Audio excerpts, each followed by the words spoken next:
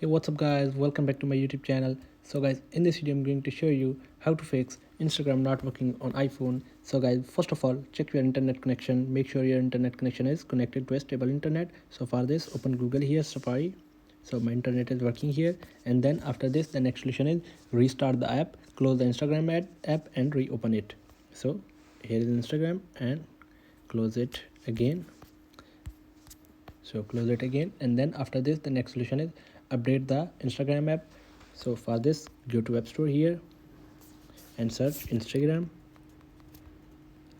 So wait for it. Here is Instagram, and if the update is available on your iPhone, so update your Instagram to the latest version. So my version is updated.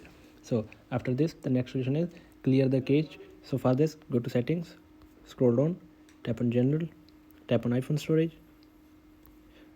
So find the Instagram here, tap on Instagram, tap on offload app, and then tap on offload app. So after this the next solution is restart your iPhone. So for the restart iPhone, tap on power button and volume up at the same time. So drag the slider to the right. So after restarting your iPhone, open lock screen. So guys, here are the some simple solutions to fix this issue. So guys, thanks for watching this video. Please like, share and subscribe. Thank you guys. See you in the next video.